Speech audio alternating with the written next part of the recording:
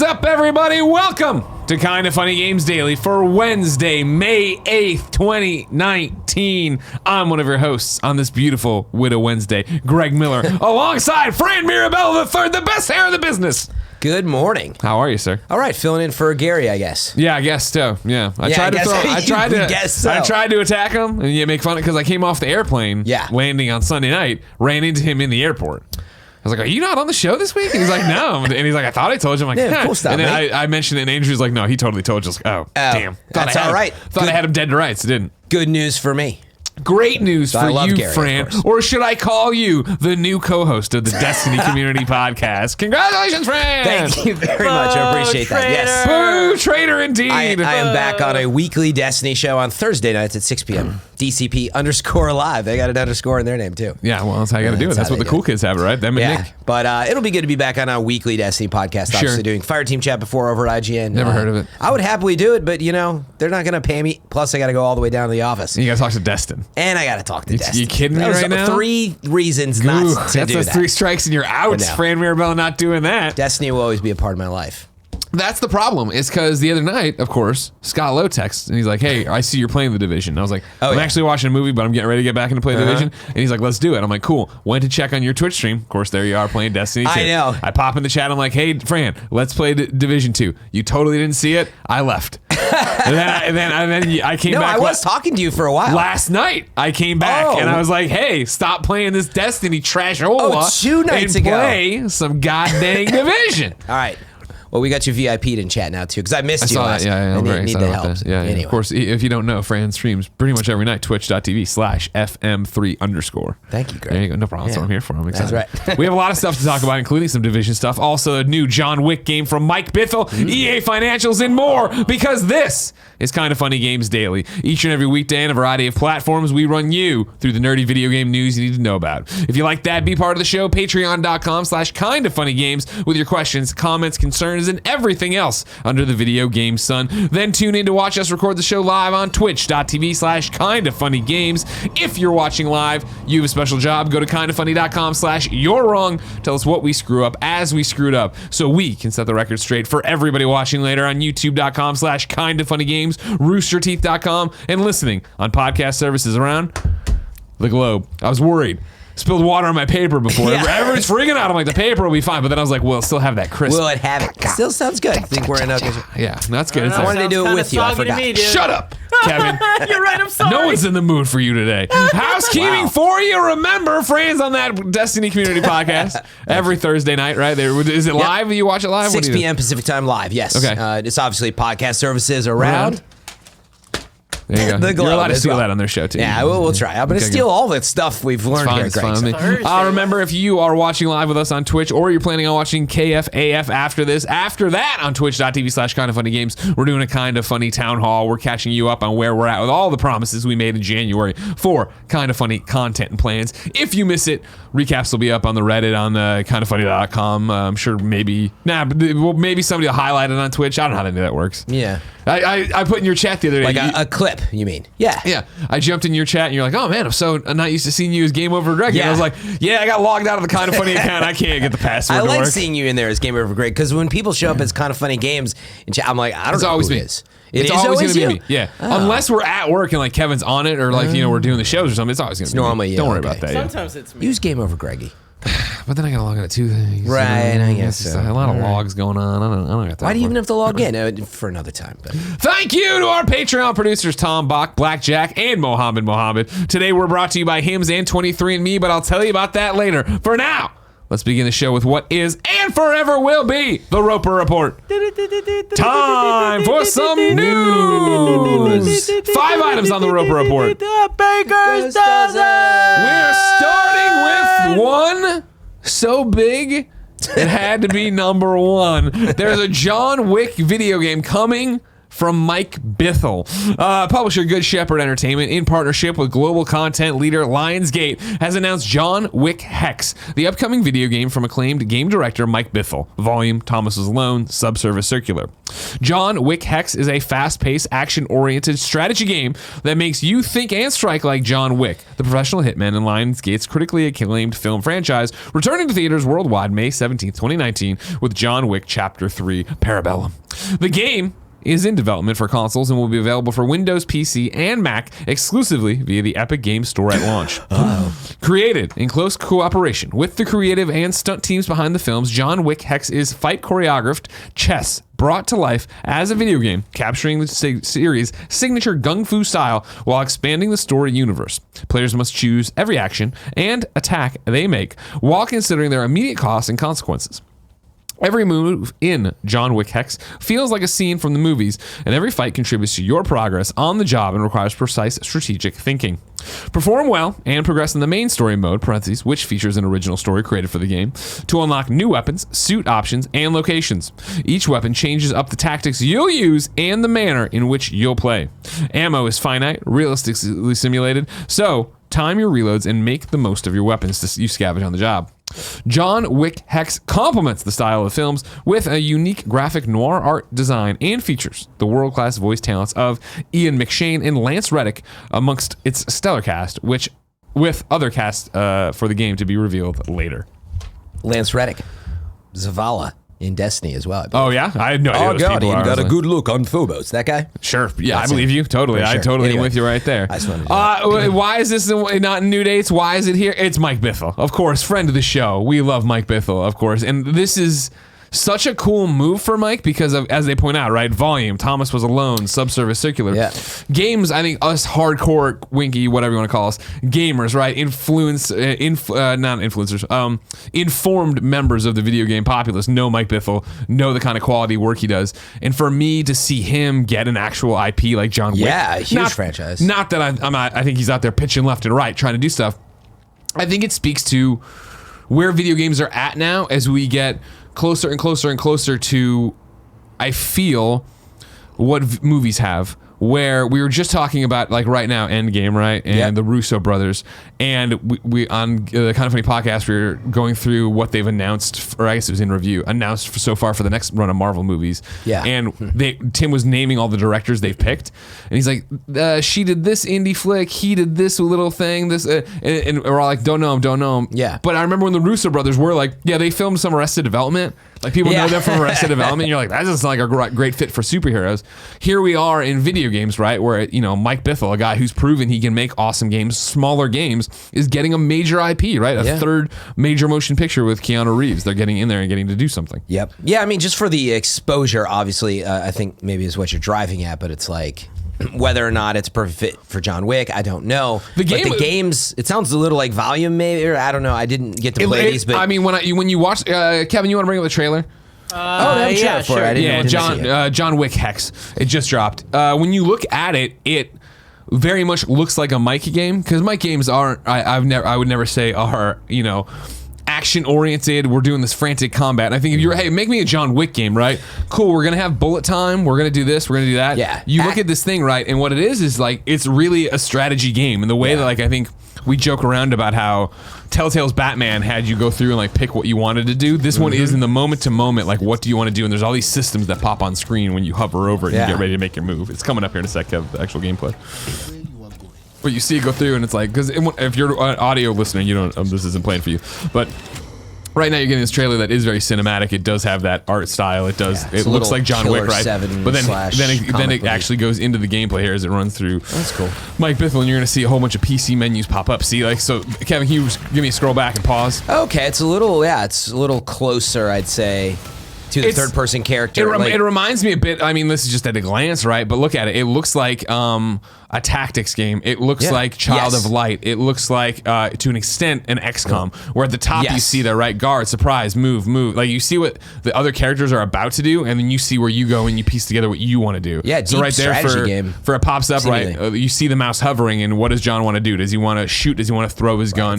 You see that costs health. It costs time. You actually have to go in there and those are currencies. I think John Wick. I would think if you were to tell me they're making a John Wick game, I'm going to stop and basically think like My Name is Pedro, right? That Devolver's getting ready to publish, which is bullet time, run through, shoot everything, kick tables. And it's like make it Max Payne. Why not? Exactly. And you look at this and it's like, oh, what an interesting way to take this thing that's known for you're as badass that can, basically curve bullets like Wanted. You're actually getting in there and you can survey a scene and know exactly what you're about to do. Yeah, now that I see the trailer, it's making a lot more sense. Like he's strategically piecing together, how am I going to approach this fight? You choose stuff you want to do. I have to imagine it plays out. Yeah, with some of the cutscenes that play out, so you get some of the cinematic nature. That was the piece I think at a glance I wasn't sure with the Bithell style games or not if you'd get all this cinema look, but it looks cool. Yeah, and I mean, again, it's just awesome to see Mike get on that, and I think it speaks to what I want Marvel Games to do as well, where we talk about that, where sure, great, yeah, you're working with Insomniac, you're working with the Avengers Team Crystal. Give it to a smaller thing. Camouflage is a great move. Camouflage for PlayStation VR, right? Doing Iron Man. That's a small team making a smaller game. What did they do beforehand? Cool. They did Republic. Remember, it was Ryan Payton. He did Metal Gear stuff before then. Yeah. I think it's cool to see our industry and the developer side of it taken seriously enough that now you have brands and IP going like, okay, cool. Let's not hire a team to make something from scratch that isn't going to be good. Let's not try to do a licensed cash-in money grab. Let's get it to somebody who's cool and can do something cool with it. I imagine everybody in that boardroom was like, we want to make a John Wick game, make it fast and crazy and guns. And then Mike Bithell walks in with his little British accent. You know what I mean? Yeah. He's all covered in the chimney soot like he always is from being over there working in the UK. He's like, we got more fucking games for you. I knew it was coming.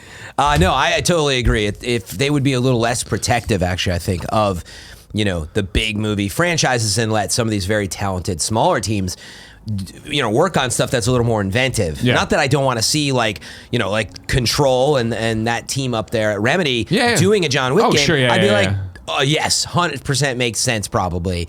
Although I like seeing them do original stuff, which is another side effect. But seeing people that make sort of different style games like Jonathan Blow and like the Hades team and all that. Yeah, right? Man, God, it would be awesome to see them get a cool big franchise, maybe a comic franchise. Exactly, right? And that's what you're talking about. See what Supergiant could do with that, what Jonathan Blow could do with that. Yeah, exactly. Yeah. Cool time to be making games. Congratulations to you, Mike Bithell. We love you and appreciate you. Number 2, let's talk about EA financials. We have 3 different people reporting on them. There was a financial earnings call from EA, and everybody broke something different out. We're going to start with Brendan Sinclair over at GamesIndustry.biz, who writes, Electronic Arts ended its fiscal year on a sour note.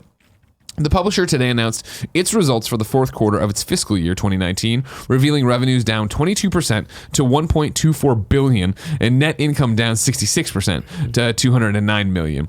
However, net booking for the quarter were up almost 9% to $1.34 billion. Of course, the big stars of this talk of the fourth quarter, right, and the fiscal year were Apex Legends and Anthem.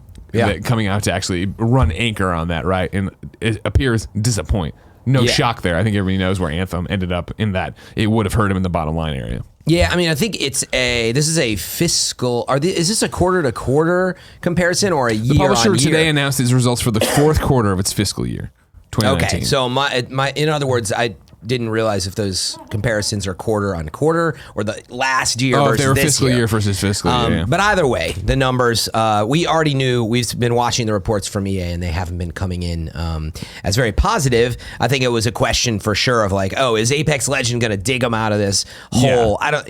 You can now see the numbers. Like one game releasing for about 1 month or month and a half within the fourth quarter is not, so I think this is getting reported because it's the end of the fourth quarter, but it's ended their financial year on this. The fourth quarter, recently completed fourth quarter. Maybe it is just fourth quarter. Yeah, in other words, it should have said, right? So what I just read was fourth quarter, and then it says for the full year, EA's revenue was down 4% to $4.95 billion. Bookings were down 5% to $4.94 million. Did it have the net income or net profit in there? Net income was off just over 2%.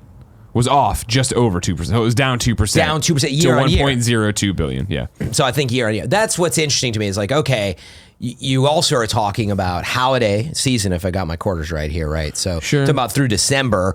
We're talking beyond that, right? Because they're talking about fiscally beyond. So it'd be like what? Well, I mean, for the quarterly numbers, right? Yeah, but like that, the reason we're including Apex and Anthem, right, is because it bled into this year. It's now, meaning the report is of this quarter is all I'm saying, but you're comparing it with previous year. Anyway, I guess the main point is, first of all, it doesn't surprise. Apex sounds good overall. Sure. And I know there's more in here that I think is really interesting, but outside of Apex, I kind of wonder what right now they're counting on bringing in the dough. And yeah, Anthem was, I think they were hoping, obviously, would be bigger than it was. It was, of course. If I recall sales, it was in the top 15 in the last report we had read on the show in terms of March sales or something like that. So it wasn't like a bomb. Sure, but top 15 isn't even where they wanted to be, and definitely out the critical scores. I got that right. Kindoffunny.com/you're wrong. Where was Anthem in, you want to do March or you want to do, where's it been in NPD? I think we only have March. I don't think we have February, right? It came out in February. Yes. Yeah. But meaning sales in. I see what you're saying. My apologies. Yeah. I see what you're it's okay. And again, I don't remember if we read through. We shouldn't have April sales yet, I don't think. No, April sales will come in the middle of the month. It was because Division 2 had topped March, remember? And Fuck yeah, dude. You know what I'm talking about? I know. Quit this Destiny podcast, dude. Anyway, there's nothing to talk about. You got to be careful when I'm sitting up here spouting out like, I'm pretty sure it was this number. That's why we got kindoffunny.com/you're wrong. Don't worry about it. But Destiny sucks. The next thing about EA, though, it came more Apex Legends stuff. This is from analyst Daniel Ahmad, who was on the call and was putting this all on Twitter. Apex Legends is the fastest growing new game from EA, over 50 million players. 30% of Apex players are new to EA, focused on delivering new content with long-term service, new legends, etc. Plan to release on more platforms / new markets. EA confirmed later in the conference call that they do plan to bring Apex Legends to China and to mobile devices. Expands the... I'm sorry. The free-to-play business model is a success, and they will look to create more free-to-play games over time. You can look for more information about Season 2. That's going to be revealed, apparently, at EA Play for E3. And on that note, I think I heard there was talk of it being released on or around at the end of June. Season 2? Ish, yes. Gotcha. So whether it's the beginning of July or the end of June, there was speculation. They had said something around Nanobiologist says that Anthem was number 11 for March 2019 NPD results. Yeah, I knew it wasn't top 10. Yeah. And in my mind, I thought it was 12. It's close. But the number that sticks out most to me here, which I think if I'm EA, and I'm Andrew, what's his name again? The CEO. We didn't even have it on there. Oh, well, anyway, his name's Andrew something. Is it not? Pretty sure. No, isn't he one of the guys who left? Guesses it's today. Blake Jorgensen, right? Yeah. Is it CEO? Yeah, EA COO and CFO, Blake Jorgensen. Not CEO. Anyway, 30% of Apex players are new to EA. 30% of, let's assume Andrew Wilson. That's it. See, I told you. Mr. Wilson. 30% of Apex players are new to EA. And if I'm going to assume that maybe they grab the 50 million players, that's 15 million new people exposed to EA. I would be having a party about that number. Now, can you get them to do anything else outside of Apex? Going to be very difficult. They're probably the same players that play all kinds of games for free, and that's the model. Maybe their approach to. Well, that's a big number, and get them into. They've got them into Origin now, probably. Yeah, if they're playing on PC, like losers. Oh yeah, on PC. That's a good point. Yeah, I mean that you're right though that's the one that stands out to me, especially on the heels of what we talked about with I think it was within the last week, Fortnite and Epic in the Game Store, right? Where the Epic Game Store reported similar numbers in terms of double-digit, increase of. These are people who've never used any of our stuff before. Yeah. They've never made an Epic or what was it? That they're new to the Epic ecosystem, which I know is the store is brand new, but still it's bringing in. But in general, if you get them to register for an Epic account or you get them into the store, which is certainly Epic's strategy with these exclusive games and stuff. Oh yeah, we skipped on that part with the Hex game, right? But another Epic Store exclusive, it sounds like. Sure. Yeah. Anyway, to me, first of all, we knew it wasn't going to be a big increase year for EA. Apex, I think they didn't know. It'll be interesting to see what their projections and stuff for this year are, especially as well alongside Fallen Order. And then I knew there's a little more detail in here and what else is coming from that. That's right. Jordan Renee over at GameSpot says, in the report, EA lists new games for both Need for Speed and Plants vs. Zombies releasing during the same quarter as Star Wars Jedi Fallen Order, currently scheduled to launch on November 15th for Xbox One, PlayStation 4, and PC. The Need for Speed and Plants vs. Zombies releases are listed as both console and PC games, so they are probably launching on Xbox One, PlayStation 4, and PC. But Fallen Order certainly their biggest upcoming property. Sure, and that was what one of these articles was calling out. I think it was Brendan Sinclair's talking about how the quarter ended bad for them right? That Q1 really has, that this quarter has nothing big for them as they geared up now to announce their big sports games. But they don't have like another AAA thing in the chamber that they're getting ready to release. Yeah. I mean, I'm pretty sure FIFA makes a lot of dough across. Oh, sure. The sports games clean up, but it's just that they're not going to be. It's one of those writing's going to be on the wall for the next quarter as well, right? Of like, there's no savior coming to get them right not now. this summer, other than how Apex performs, and so sure. But even Apex has been not languishing, but it seems like it's been falling backwards. That's what I was getting at before. Is the end of the next quarter is the end of June, right? April, May, June. So at the end of June, it's either coming at the end of this quarter or right into the next one. So yeah, you're right. The next quarter is not going to look great either. I don't think there's anything happening. But after that, now we're getting into normally, right? Madden's in August, or I don't know if that's already in effect. Right. And but you got Madden, FIFA. Is that normally September or something? Or I got that NBA. Who the hell cares? It's soccer. Oh wow, you make a lot of enemies, Greg.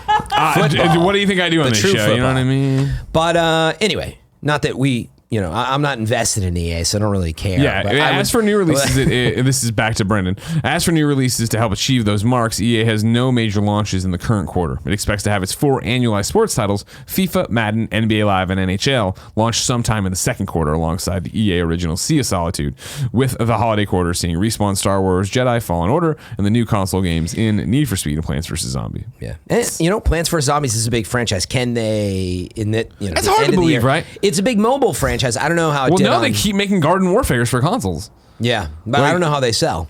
Well enough to keep making Garden Warfares, and people do, I know, get all maybe it's good margin though. Like maybe it doesn't sell a lot, but it's not that expensive. But again, I think what looks different and perhaps better this year is you look at last year. You had Battlefield, you didn't have Apex, you had of course the usual suspects. What's the Yarny game again? Unraveled. Unraveled. Was there one last year or was it the year before? That was last year, yeah. They had Unraveled 2 last year. But anyway, you compare this year, you got Fallen Order and Apex and all the sport games. In theory, and with Plants vs. Zombies, they're in decent shape. And we don't know what else they have up their sleeve. We'll see.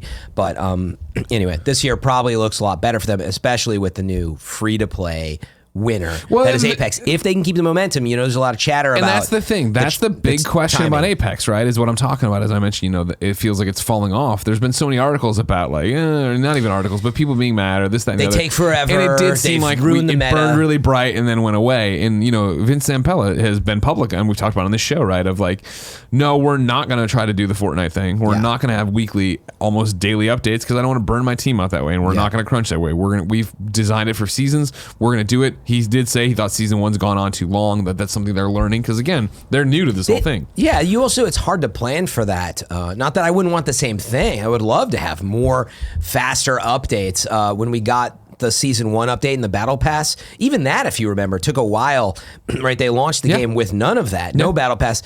Then they got to it, and you can see they are chasing the timeline a bit. But so yes, I would love stuff sooner, faster, especially when you make updates to the meta, and all of a sudden people are like, "Man, Wingman, that was the gun. I loved it." But then there is this argument, right? Of like, cool, the Fortnite thing's cool in terms of there's always something happening, but I also feel Fortnite not burns out, but wears out its welcome in a way. In the way that when we were super into it after we all started playing it after E3 and then into that season, when it was Fortnite Stories, we were bringing up because we were actually super excited and it was like we had something to talk about because it involved. Now stuff's happening. It's like, oh, the drum guns have been re-added. The new season drops tomorrow. I feel like there's a fine line between what episodic gaming does, where it's like, guess what, everybody, we all love Walking Dead, and there's a new episode, and even that wore out its welcome, but stick with me. The new episode drops next week or in 2 months. It's going to be interesting to see if Apex's, hey, guess what? Season 2, another giant free content update drop is happening, and we haven't talked about anything in 2 months. Is that going to drum up support at EA Play this year? Is it going to be, obviously I think Jedi Fallen Order runs away with it in terms of like most anticipated thing, but is it the next one Apex? And they're like, hey, we've been quiet. Here's everything we've been working on for since the launch of season 1. Yeah, I know what you're saying. There's a point where you trickle out content and it just becomes the norm. And so it becomes the norm. You're like, okay, of course there's a new season for Fortnite. Of course there's a new battle pass. It'll be cool new skins. And it's actually amazing the amount of content they have. The counter argument is, even with all that stuff in there, Greg, they can't turn your eyes back to it. But I would point out a game like Grand Theft Auto or Red Dead, the Rockstar model, they keep you sort of with such low oxygen for so long that when they give you a little bit of whiff of the real stuff after 5 years, you're like, oh my gosh, and the hype meter is huge. I don't know if that's what you were getting at, but there's a way to do it that's not too frequent. Sure. But not too far out. Oh, you said, can they keep it going that way for Apex? And I think they can. Right? I feel like we are in a way more than ever where it is that we all switch off these games as a service. And maybe you don't play all of them, but you play a couple of them. And it is that, like, we're going to talk about Division 2 changes that are coming up here in a bit, right? And I even know that, like, when I go on there, right, I remember when we were playing last month and everyone was on that thing. And now I sit on there and it's just me and Poe Dameron every time in the Kind of Funny clan, which we also need to discuss. We'll discuss later. Like, I feel like if you give people a reason to come back, they'll switch off. Like, you go to play a lot of Destiny, then you play a lot of Division, you continue to go, and you play Apex too. But Apex has fallen off, right, for you because whatever. It's really just time. It was because of the Division and because of Borderlands. And so I love playing Apex, actually, and it's the one game I have trouble getting back to. But I know that for the hardcore players, at least as close as I've been to it, definitely it's about some of the meta changes and how frequently they're able to balance stuff out and respond to player feedback. They're very slow and calculated with it, but that means making a change, kind of like we're seeing in Division, and then it like takes forever to make any other change. And I know that is so different than what Fortnite's doing, and that is what is really, I think, the sticking point. And there's a bunch of people who they don't even want to play Fortnite. They just want to see those updates, the patch notes every week. And the other side of that discussion, obviously, is that there's so much work being done. The teams are getting burnt out, and there's been a lot of discussion with the riot walkouts and all this stuff. That wasn't necessarily for being overworked. It's all part of the same thing, though, being treated better, right? Yes. And it is, I've seen the conversation, and you guys were talking about it. It's bubbling up of like, can we keep up with games as a service? And that is where I really actually respect Vince for, I don't know what the real plan is within the studio, if they're really just too busy on Star Wars, that they're like, well, yeah, of course we're too busy. But it's got to be realistic. And if you're going to burn your team out, I mean, I don't know. So all I will say is for Apex, what they need with Season 2 is something pretty big, like you were getting at, more than just like a couple new characters and a couple gun skins and a new battle pass. I mean, hopefully, I don't know, something to draw us back in. If you've lapsed, because I feel like I feel like that's an easy sell. I think everybody who got into Apex when it launched loved Apex and was like, "This is a great game, and I love the ping system. I love this." And so if they come out at EA Play and they're like, "Hey, everybody, here's everything that's happened with Season 2. We've learned from this. We've done this new map, this blah blah blah blah blah," and then it's also like, and it's available today. It's available, like, because that's always the big thing people want. Hey, guess what? Everybody gets excited at E3. You know what I mean? But then you have to wait 3 more months, 5 more months for the games. This thing's ready to go right now, and it's free, and it's available, and you can get it. Yeah. At E3, maybe what we'll see is it'll be ready in a month, but here's the battle pass. But it does, I would say it needs to be significant, and to end on that note, like, doing games as a service of this type is super hard. I think almost everything we've seen, inevitably, it just drops off. Fortnite, sure. I mean, that's got to be a cycle. That's how it is, right? That's just how it is. It's almost impossible to keep people's attention. It's always surprising at first, and you're gonna have some growth and then some, a lapse of player. Attrition is the word I'm looking for. But Apex needs to do something a little more striking, and it is very hard to compete with Fortnite. It plays completely differently than it did last season, and that's the same thing as like what we're talking about, right?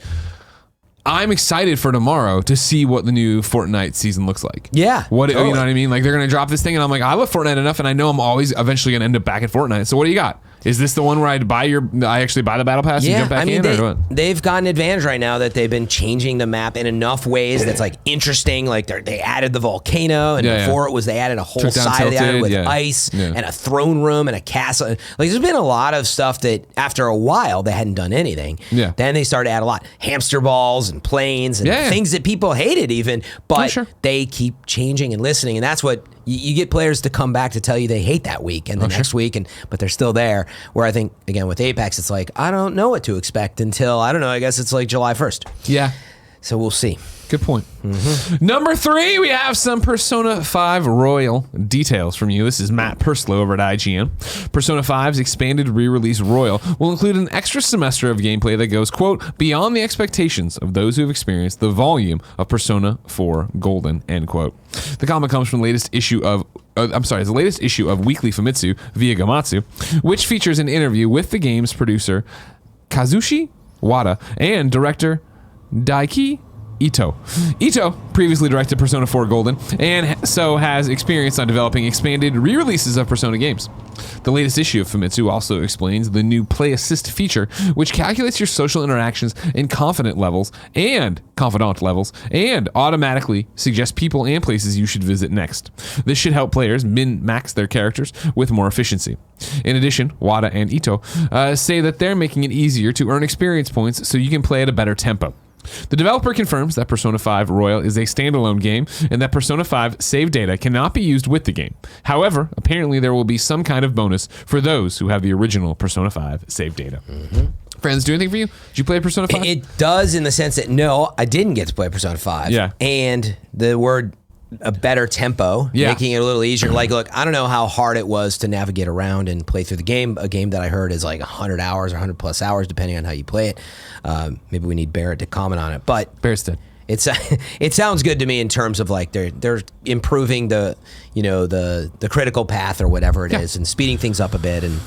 Honestly, the better tempo thing is a big thing for me. Where it was, I remember playing through it and beating the first couple of dungeons and then having multiple days till the next thing happened. And then like texting Goldfarb, I'm like, I'm rusty. I need to go back into the world and just grind, right? He's like, yeah. And I'm like, I don't. Yeah, that does not sound like something I want to do. Like, Mm-hmm. I don't. I'd rather just keep going with the story and keep it, on the move. So if they can do that, that's great. And I know, Play Assist sounds like a good feature for a lot of people who are turned around because that game is daunting when you're dropped in and you have all these things at your disposal of like, do you want to get a job? Do you want to study? Do you want to go see friends? What do you want to like? I don't know what I want to do. Yeah, give me a suggestion. It sounds like that's what they're working on, and some of this other stuff that I'm not as familiar with, obviously. So hold your horses, everybody.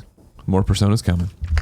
And number 4. This is a patent file, so let's not get too excited. But Microsoft may be bringing out a Braille controller. This is Rebecca Valentine over at GamesIndustry.biz.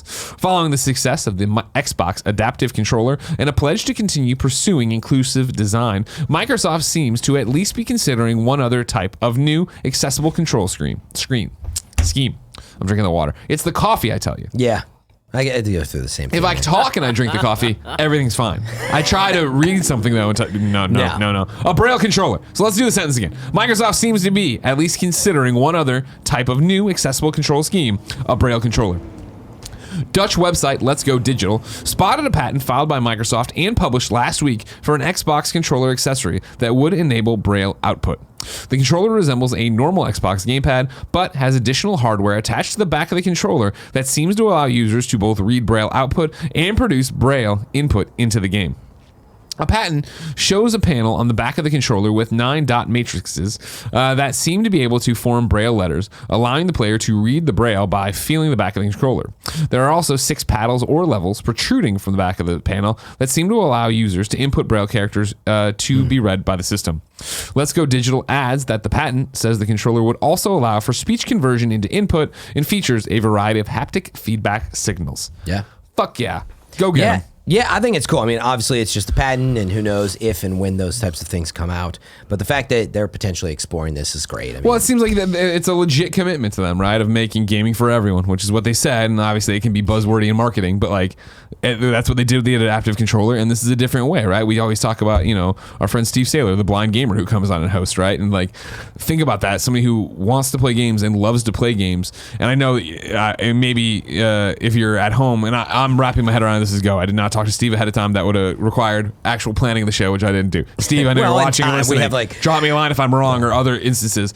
But like, I can understand as somebody who's never thought about this before. Well, if I need Braille, how could I play games, right? Well, think about Steve's condition, right? Where he can play the games and see it, but sometimes text is way too small, right? Using a keypad, an on-screen keypad is too difficult. Imagine if it is that you can see the broad strokes of the video game, you know what you're playing, but then there's a message pops up and you can just feel it with your fingers in the back, right? Yep. You go in, you want a quick chat? You can quick chat quicker writing with Braille than getting on top of the screen or leaning back or trying to figure out the right angle for it. Yep. Yeah, and it may not be every game that it will suddenly let you play, right? But that's the point. It's getting you closer to experiencing, the games and maybe the way that you want to and are able to, because everybody has different accessibility issues. And yeah, just the fact they're exploring it is awesome. And props to Microsoft. They've been far and away, right, the company that's been loudest about getting out there to the point they're making hardware. I feel Microsoft not with the about hardware. profit, Ubisoft, Steve, whenever he comes on here, talks about them bringing him in to be an accessibility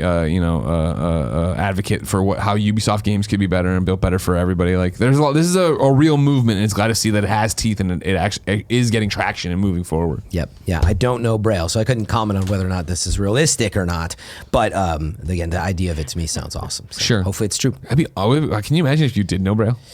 That's just like Fran's pretty superpower. Cool skill. Hell yeah, it's a pretty cool skill. But Fran, let's get nerdy about the Division 2. This is the final story today. Division 2 did its normal state of the game update. They put out a written version of it as well. Here's what's happening. The Division 2. Hamish. Yeah, exactly. It is. The Division 2 title update 3 is going to be out next week, Fran. However, the raid won't be immediately with it. It will follow soon after, they keep saying, but you'll get a date for the raid next week. Okay. So then we can plan it. Title update 3 is out next week, and then the raid details to follow. But here's the thing.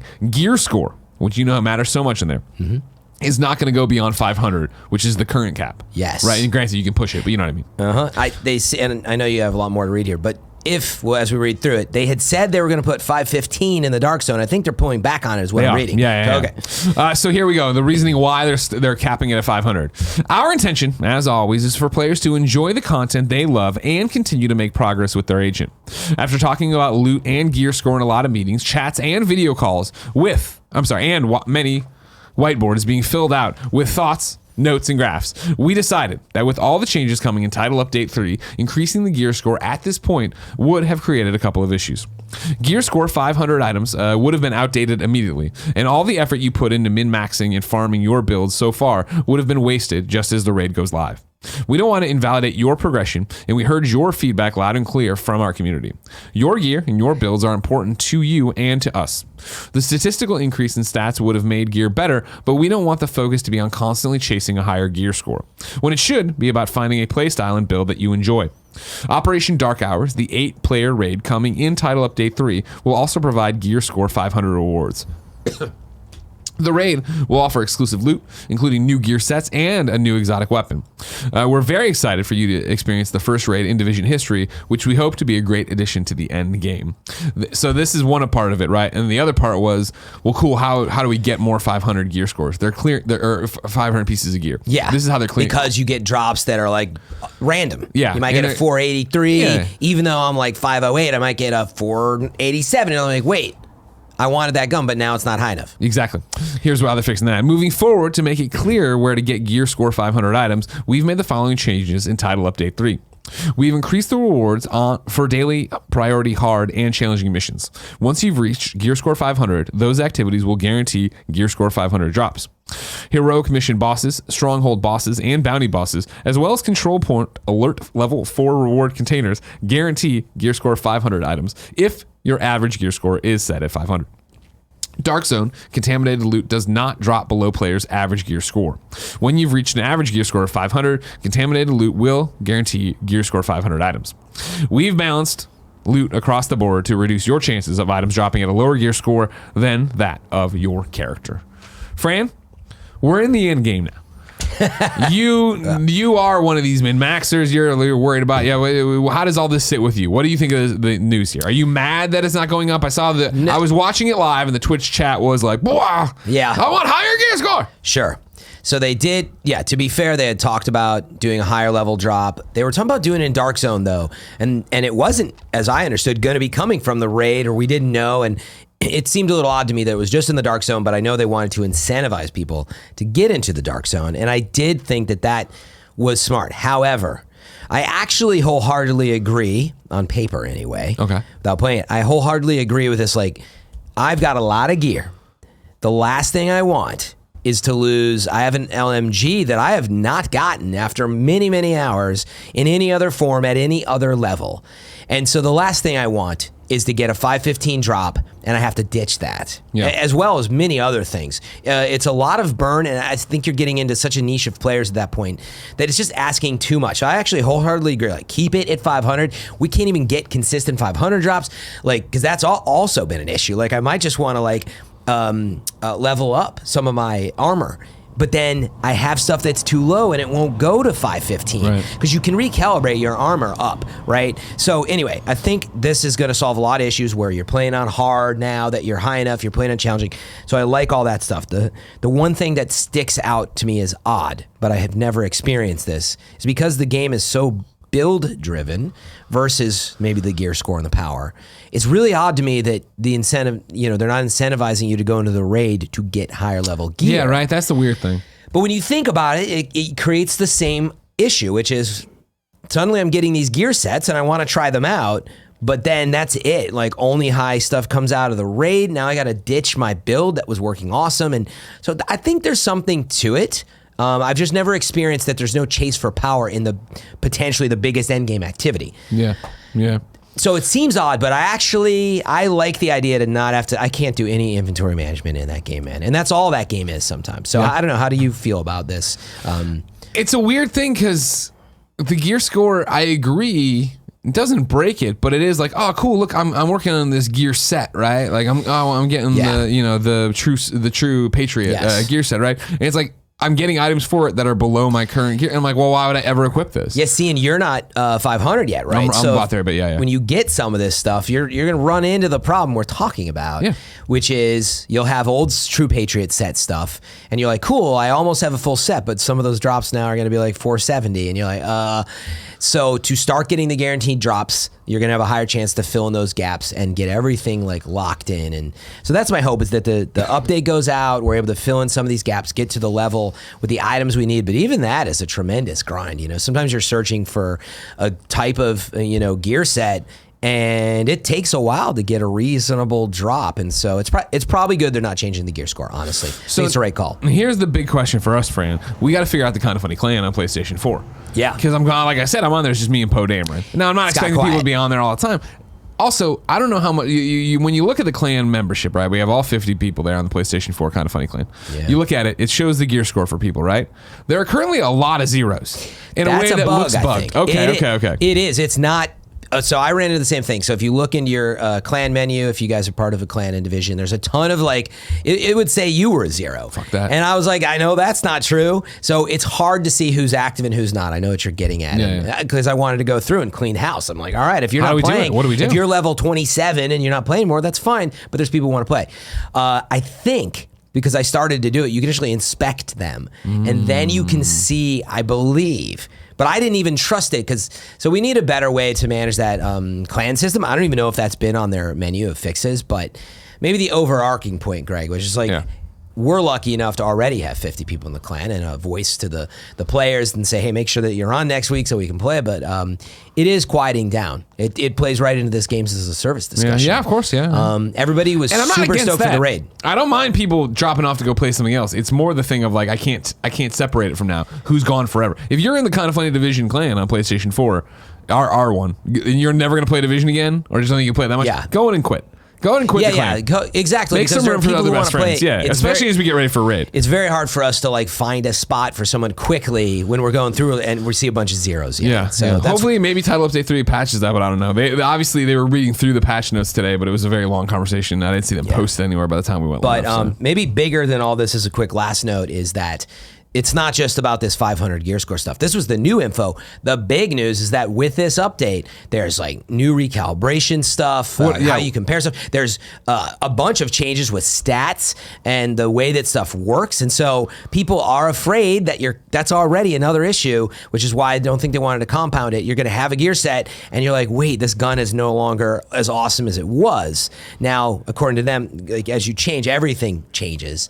So we're going to have a lot to get used to. Yeah. And maybe we'll see. Maybe we go on the other side and we're like, oh, I don't really like these changes. But I don't know. We'll see. As long as it doesn't screw up any of my current stuff. As long as it doesn't affect Fran, he doesn't care. That's fine. Breaking news for you. The one that it was percolating as we got live, but now there's a full write-up on it. Over at gamesindustry.biz, Brendan Sinclair reports, U.S. legislator proposes loot box ban.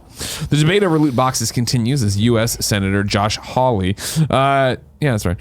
Today said he will introduce legislation to ban publishers from using exploitive game mechanics in titles aimed at children, and to prohibit children from accessing them in games aimed at adults. According to Hawley, the Protecting Children from Abusive Games Act would prohibit offering randomized rewards to players through microtransactions, manipulating a game's progression system to encourage players to spend money, or giving players who purchase microtransactions competitive advantages over others. The Federal Trade Commission would be responsible for enforcing the rules, treating the use of such mechanisms as an unfair trade practice. Individual states would also be able to sue companies over violations to protect their residents.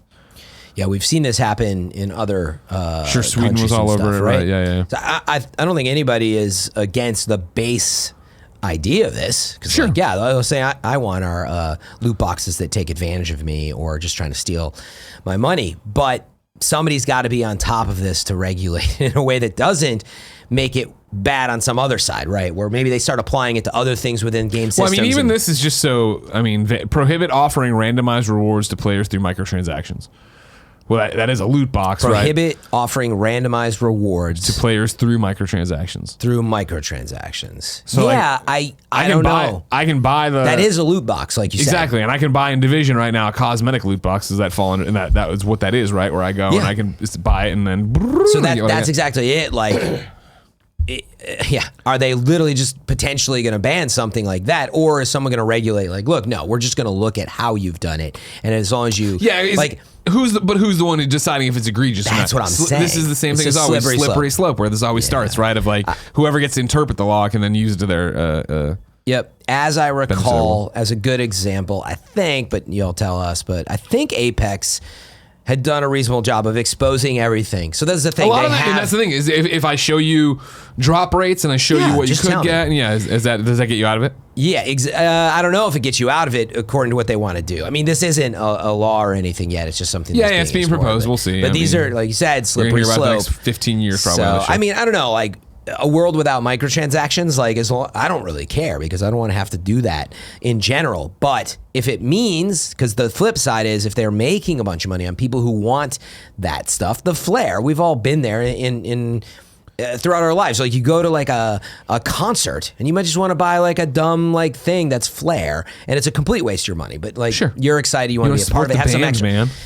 And again, probably a total ripoff. But the point is that if it doesn't affect the game and if you have a little fun with it, then maybe there's something there as long as the developer makes money that they can continue to power making great games. And so you got to have that balance, I think. Fran? Yes. I love a good balance. But balance is so far away. If I wanted to know something more immediate, like say what came to the Mom and Grop shops, where would I go? The official list of upcoming software across each and every platform as listed by the Kind of Funny Games Daily Show host each and every weekday. Yeah. The list today is brought to you by Hims and 23andMe. Hims is a wellness brand for men. You've heard us talking about Hims and how they are helping guys look their best. And if you haven't yet, it's time to see what they're all about. 66% of men start to lose their hair by the age 35, and once you notice thinning hair, it can be too late. 4hims.com is a one-stop shop for hair loss, skincare, sexual wellness for men. Thanks to science, baldness can be optional. Hims is helping guys be the best version of themselves with licensed physicians and FDA-approved products to help treat hair loss. These aren't snake oil pills or gas station counter supplements. These are prescription solutions backed by science. No more awkward in-person doctor visits or long pharmacy lines. 4hims connects you to real doctors online, which could save you hours, and it's completely confidential and discreet. Let's violate that confidential and remind you that Nick and Andy both use Hims. I just walked up Andy's stuff the other day. He's still using it. He's still paying for it. It gets shipped over here. He gets to worry about his hair. Nick he gets to work on gummies. Nick still steals the gummies. Yeah, it's a big problem around here. You can order now. My listeners can get started with Hims, the complete hair kit for just $5 right now while supplies last and subject to a doctor's approval. You can see the website for full details and safety information. This could cost hundreds if you went to a doctor or a pharmacy somewhere else. Go to 4hims.com/gamesdaily. That's FORHIMS.com/gamesdaily. 4hims.com/gamesdaily. 23andMe is another one of our sponsors. With 23andMe's Health and Ancestry Service Kit, you can explore more than 125 personalized genetic reports that may reveal the link between your DNA and your health traits and more, including your chances of developing certain diseases. 23andMe recently released their newest health report on type 2 diabetes, which tells you your genetic likelihood for developing the disease and gives you personalized results and tools that can help with prevention. Diabetes is a growing public health challenge. 1 in 3 adults in the United States has prediabetes, but 90% of those with prediabetes don't know they have it. Type 2 diabetes is influenced by genetics. It's not just lifestyle and weight. Type 2 diabetes is a condition that typically develops as we get older and is caused by many factors, including diet and the lack of proper exercise. You can order 23andMe Health and Ancestry Service Kit at 23andme.com/games. That's the number 23andme.com/games. Again, that's 23andme.com/games. Out today! Pillars of Eternity 2, Dead Fire is celebrating its 1-year anniversary with Update 5.0. Legend of the Tech Arcs is on Xbox One and PC. The Adventures of Bertram Fiddle, Episode 1, A Dreadly Business is on Xbox One. Woodle Tree Adventures is on Xbox One. Party Arcade is on PlayStation 4. Meow Motors is on Switch. And Danger Gazers is on PC. Who the fuck is coming up with these names? I feel like I'm in a video game, and these are the generic video games I'm pulling off the shelf and talking about. A fake e-commerce store that's in the game. New dates for you. Battle Gagrega and Aegis Defenders will be getting physical copies this Friday, May 10th. Mm-hmm. Peanut, the 8-bit-like 2D platformer adventure featuring a cute corgi, will be released on Steam on May 14th. Swords of Gargantua VR game is coming out. It's a global open beta, May 15th through the 21st. On May 15th, classic NES games Donkey Kong Jr., Clue Clue Land, and Verse Excitebike are coming to the Nintendo Entertainment System Nintendo Switch Online May collection. 15th. And then Capcom this is from GameSpot. Capcom is airing a Monster Hunter World Spring Update reveal live stream later this week on May 9th. The broadcast kicks off at 4 p.m. Pacific and will share new information about the game straight from the development team. Deals of the day, I got 2 for you. Number 1, there's 2 new PlayStation VR bundles. Blood and Truth and Everybody's Golf are getting bundled with the camera, the Move wands, and the headset, and that's coming out May 28th for $349.99. And then Trover Saves the Universe is getting bundled with Five Nights at Freddy's and the camera, the headset, no Move wands on May 31st for $299.99. Then over on the Microsoft Store, you can get Devil May Cry 5 and Resident Evil 2 on sale right now. Good games. You don't play the VR, right? No, I just don't have the space for it. I would love to. That's why I'm interested in Quest for that reason. Quest is good. Yeah, you should borrow mine if you want to try it. Oh, that's right. You actually. All right, Yeah. I'll do that. Big fan. Yeah, because then I hope I just sit in whatever, because I sit in a space that's a little smaller, but we'll see. Small apartments out here. David Scott writes into patreon.com/kindoffunnygames and says, "What's up, KFGD crew? So I'm a big VR enthusiast, and I understand you guys don't know a lot about that gaming world. Fuck you, I know a lot about PlayStation VR. Just PlayStation VR. If you're talking about PC, which it sounds like you probably are, then no, you're right. Is there any part of the gaming industry you wish you guys knew more about, like VR? Is there a niche that you wish you had someone at Kind of Funny to know more about?" David Scott. When is there not an area of like gaming, like Monster Hunter World? I didn't know if you got to play. Oh my god, you got to play. 130 hours. Yeah, we were obsessed with I it. would have loved it. Didn't have the time. But meaning, there's always some category. Yeah. Jared, I feel like, was a little more of our like old school wisdom. I don't know if anybody else around here has that, but don't you always feel that? Nick's old. He has no wisdom. Oh god. Totally. Yeah. No. I know. I think it's interesting at the end of David's question. He's like, somewhat kind of funny. For me personally, I wish that I had an interest in esports. Oh yeah, I wish that I and I mean I know Andy likes Overwatch League, which is it's one thing to talk about it, but I wish that like I cared enough about any of them, even games I like. Like I like playing Rocket League, but I don't watch Rocket League Championship Series, right? Like, and I love talking about Rocket League, and I love talking to players from Rocket League that are super into it. We did that San Diego event last year at Comic-Con. That was awesome. I love that part of it. And granted, I like to think part of my job is I can talk to anybody about anything. Yeah. Their passion pays off me, but like. I just like when it's when it is Overwatch League and like I know Lucy's into it and I know Andy's into it and Nick isn't, but he fakes it. Like it'd be cool to be like, I want to go to LA and I want to go to the arena, I want to do this, but it's just like it's just not for me. Yeah, I really wish I had my head around esports better. Yep. No, I think that's probably the biggest one. Esports would have been a solid one on the team. Tell Andy to get more into it, man. No, he's into it, but I just don't want to hear him fucking talk about it. You know what I mean? Like, because all he says, "Woof, dude, burn blue, Dallas. They did this thing last night." I'm like, what are they playing Division? Then I don't give a shit. If I had the time, I'd be into that and much more. I just don't have the time. That's my issue. What are you so busy doing, huh? Living life, Kevin. He's got to live, Kev. Living life and streaming. Borzen00 writes into patreon.com/kindoffunnygames and says, "Good morning, Greg and Fran. I have a question on if you believe it's okay to separate the art from the artist. I bring this question up as the past few weeks we've been drowning in stories about Randy Pitchford and other not so nice topics. Games are made by people who are not these people, but buying supporting games are also kind of supporting these people.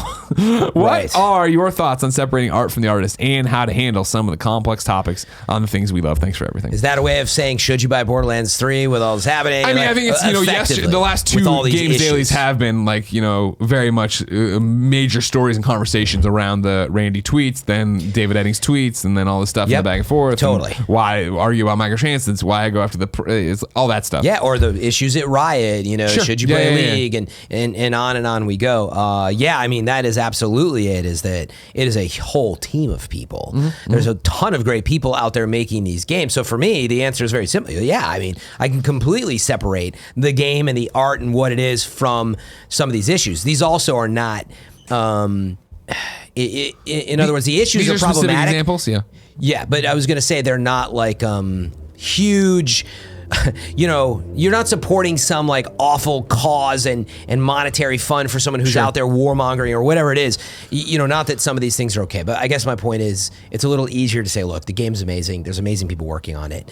For the Randy stuff, right? Wherever, and this is, of course, as I've brought up on both these shows now 3 in a row, the fact that a very personal relationship that also includes business, 2 of them, I guess, in this situation, are being aired in public now. Yeah. And don't get me wrong, I'm not at all trying to justify or put aside. I mean, obviously, if Randy really physically assaulted Eddings, like he said, that's fucking bullshit, and that's a huge fucking problem, and that's not okay. That's something that you should.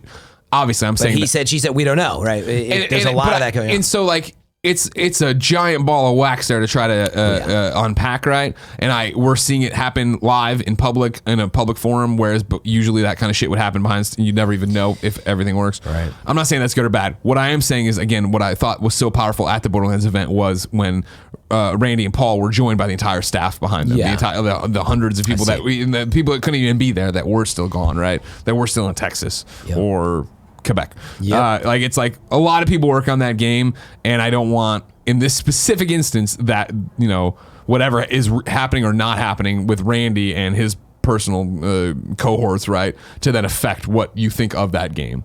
Because it's not I think, and I don't know, it's not I think though Randy is at Gearbox and people are coming in and they're like, what should the level look like? And he's like, look at like this. And what should the story be? It looks like this. And who should voice it? It's going to be this. And it's he's not the one, he's not the end all be all of that game. He's a director, obviously, but I mean, there's an entire team behind it. That's the point. Yeah, we are in no way saying we're siding with Eddings or Pitchford or it's a whole ball of wax, like you said. I'm not condoning what's going on or maybe what happened and how bad this or that sounds. It's really that, to the question, there's amazing people that work on these games, and we talked about it when Anthem was a flop, and people are like, well, should I support it? If because they might just go off and make bad games again. It's look, at the end of the day, you just judge the game, and maybe don't overthink the people behind it unless there's something really bad happening. But, that's the thing is, I like playing tight right now with what we know about this one instance, right? I think it's a different thing if it was. I'm not going to use real people's names.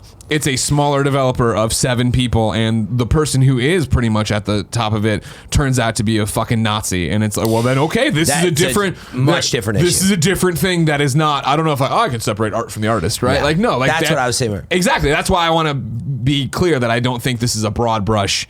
Separate the art from the artist. I think it also comes down to personal decision, your own ethics, and your own moral compass, and where you draw the line. And okay, that's unacceptable, and there needs to be a repercussion for that. Right. Yeah, and you can use the product to fight back against people in positions of power. Obviously, if people are unhappy with the league situation and the outcome of whatever happened, you can stop playing the game and try to protest through those means. And again, I think that's a way to protest and support however you want. But again, if you're just should I just buy the game?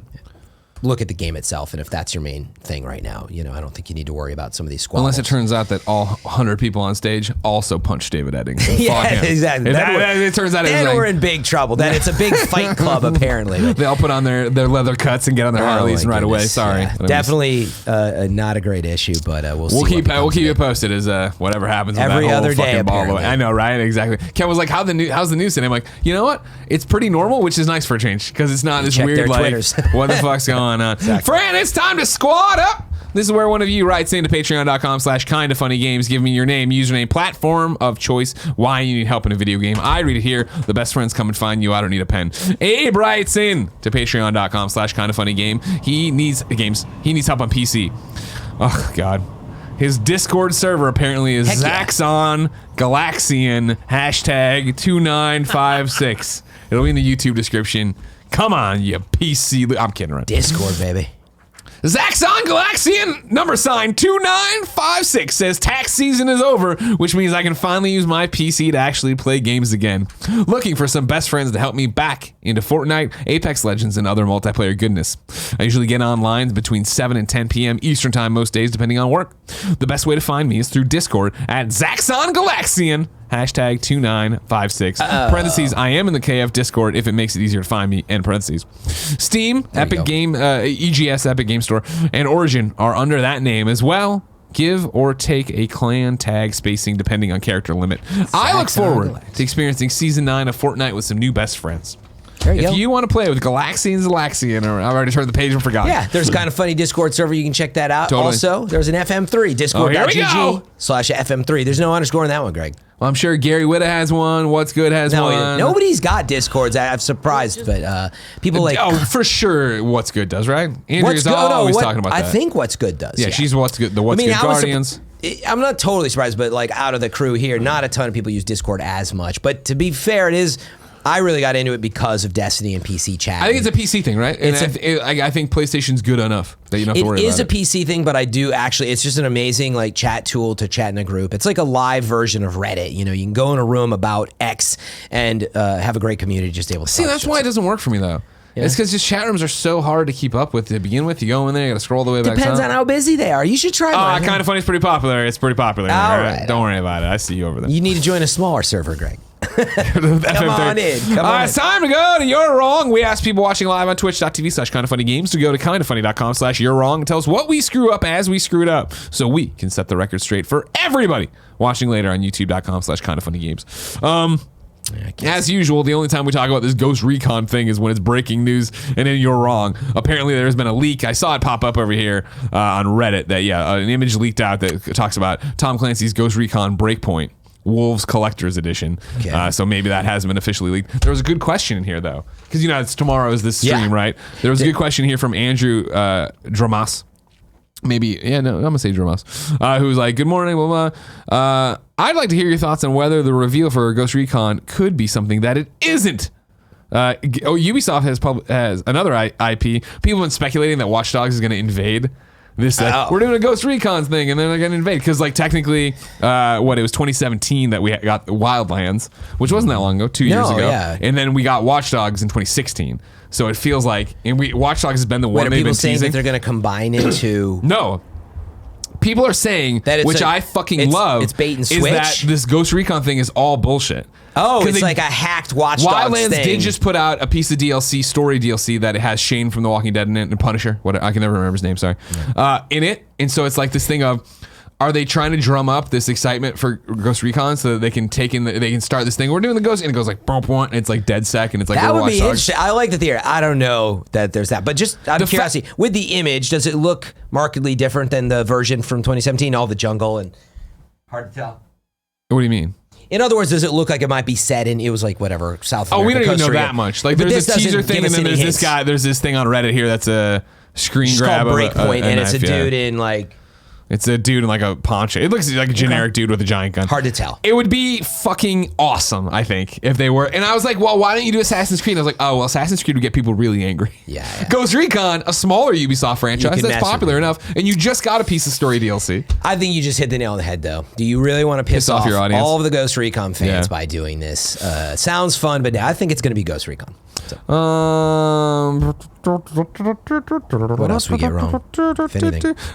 Fiery says that yes, Apex drop rates were provided. I'm sorry. They were proved to not be accurate, he says. Damn. But Source. He doesn't have a link. He doesn't have a link. I don't believe it. That, I don't know if that's true. They did provide it. My guess is that was just a bug or something. And then Lord of Pwn says John Bernthal is the Punisher and Shane from The Walking Dead. That is correct. Thank you very much. Ladies and gentlemen, this has been Kinda Funny Games Daily. Each and every weekday on a variety of platforms, we run you through the nerdy video game news you need to know about. If you like that, be part of the show. Patreon.com/kindafunnygames with your questions, comments, concerns, everything under the video game sun. Of course, you can watch us live, twitch.tv/kindafunnygames. Watch us later, youtube.com/kindafunnygames. Listen to us on podcast services around the globe. Fran, it's always a pleasure. Let's get back in division, baby. I'll see you again. If we're going to be in DC tonight, I'll see you tomorrow for Gamescast, patreon.com/kindafunnygames. Then, of course, like I said, twitch.tv/FM3_. Thank you, Greg. You can see Fran anytime. Until next time, it's been our pleasure to serve you.